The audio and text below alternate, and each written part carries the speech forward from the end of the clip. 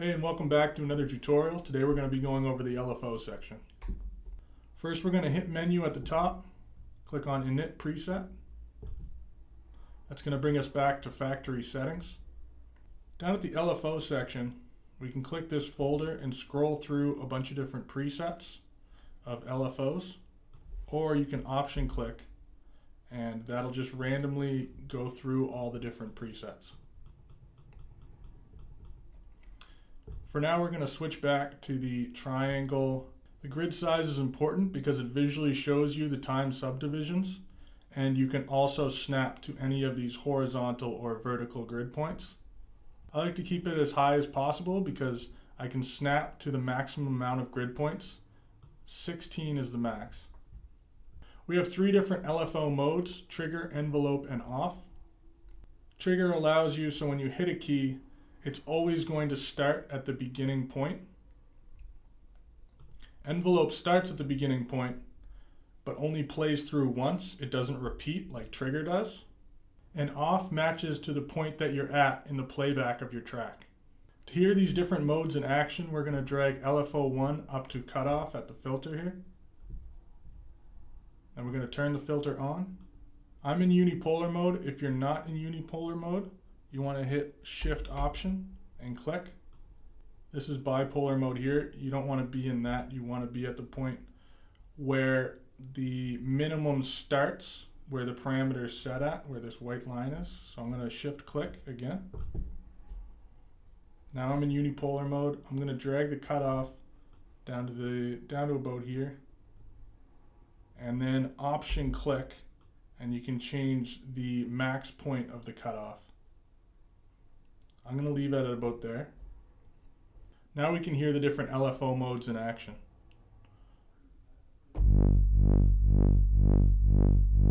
So this is trigger mode. It starts right at the minimum here, goes up, and just continues to repeat over and over again. Envelope mode is just going to go through once, and then it's going to remain at the resting state of the cutoff here.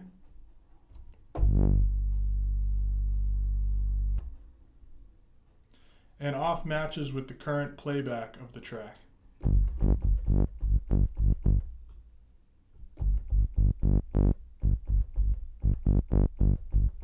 BPM allows us to snap to certain time divisions.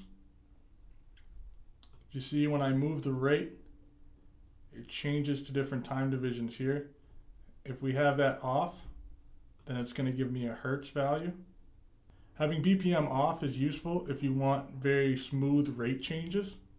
You can go up to 100 hertz and all the way down to 0.000. Anchor, as it says, determines whether or not the LFO will always be synced to the global song position in BPM mode. I always leave that on. I don't really know a reason not to. And then we have triplet and dot. So those are different subdivisions as well. If you listen to a lot of rap, you've probably heard a lot of rap flows that have to do with the triplet. And then dot basically extends out the current rate a little bit further. I'm just going to turn triplet on to give you an idea of what that would sound like.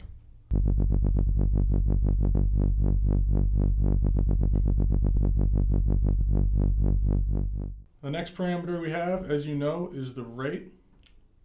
So you can go all the way down to 32 bars, which means that this entire grid here equals 32 bars, meaning that this would be 8 bars at this point, this would be 16, and this would be 24. That might be useful to have it that long for a long sweep. And you can also go up to 1/256th, which is incredibly fast. You can actually go further than that. You can go to a point that says fast, and I think that's an understatement.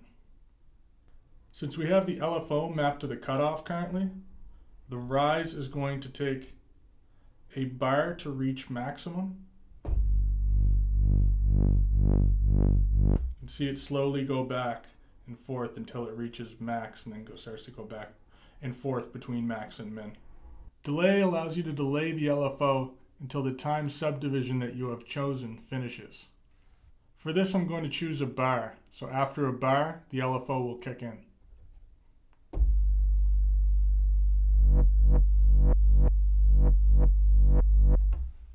Smooth allows us to smooth out the connections in the points so that we don't hear any clicks or pops.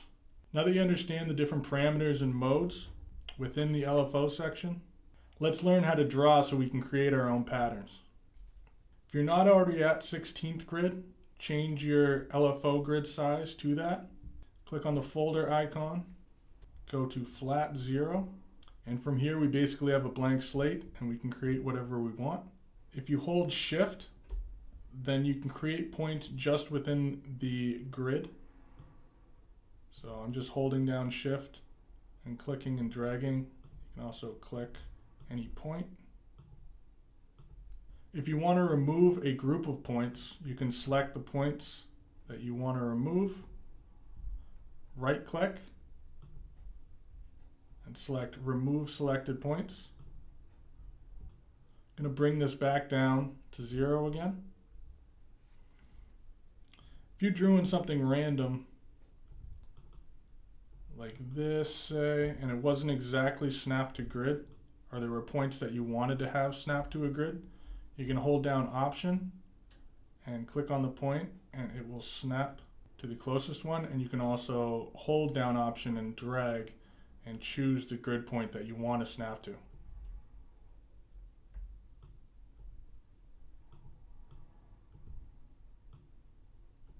You can change the ramp by selecting this circle here and moving it up and down.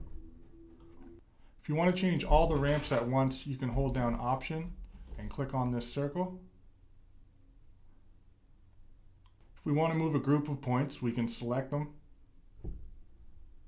click on one of them, and then move them all at once. If you wanted to, you could use this pattern as a single cycle waveform in the oscillator section, which is kind of a neat trick. So if I hold down Option and click on LFO1 and drag it up to oscillator A here and let go, now we have that pattern on our single cycle waveform. Now that we know how the LFO section works, we're going to create an LFO to baseline. First, let's remove all the modulated parameters that we had just set by right-clicking on LFO1, clicking Remove All Destinations. Go up to Oscillator A, click on whatever name of the wavetable that you currently have set, and then we can change it to a different preset. I'm going to go to Digital and go to Dist WATEC. I'm going to click right here on the wavetable itself, and that's going to change the view. And let's drag the wavetable position up to about 205. Hear what that sounds like? I'm also going to turn off the filter. It's fairly heavy, so that's good. That's what we want.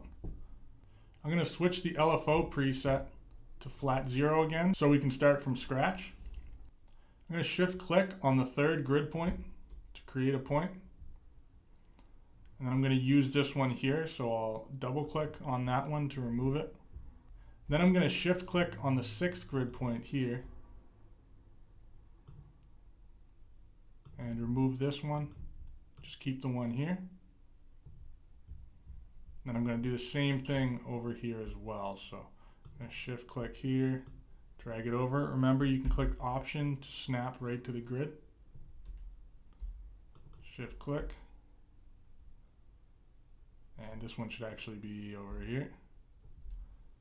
And that one should be there. So that looks good. We can remove this point here. That's not necessary.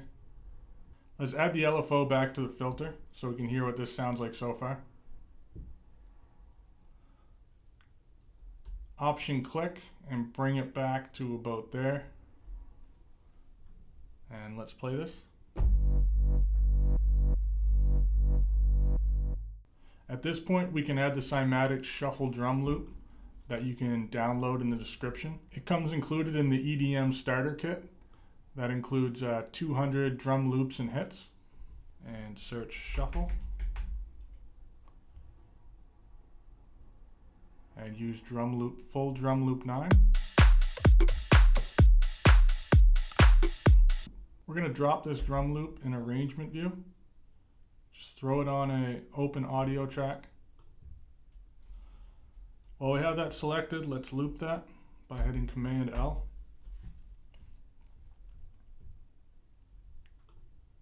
You can hit play to hear what that sounds like.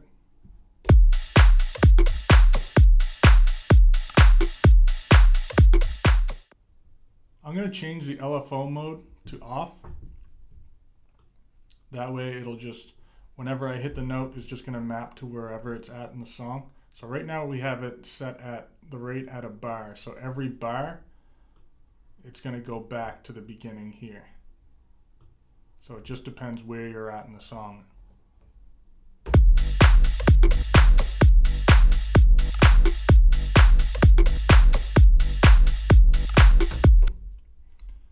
I like that.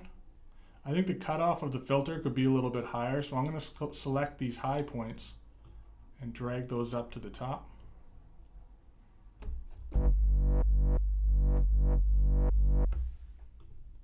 And I'm also going to option click on these circles to change the ramp, and I'm going to drag that down.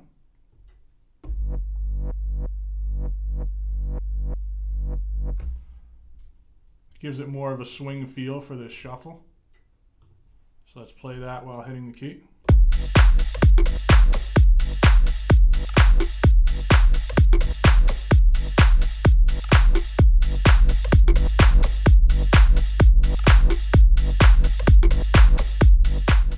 The good thing about off mode is regardless of if I change notes, it's still going to match the playhead, the point at the song that it's in, so it's not going to re-trigger back to the beginning every time, so you can keep the same rhythm that you got going.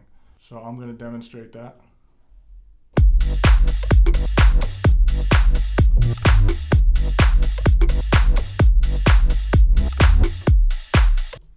Now that we've created this LFO, we can save it by clicking the folder icon, going down to Save Shape, and then you can name it whatever you want. New shape. And to access it, just click back on the folder, go to User, and go down to New Shape here. Thanks for watching this tutorial, and next up we're going to be learning about the filter section.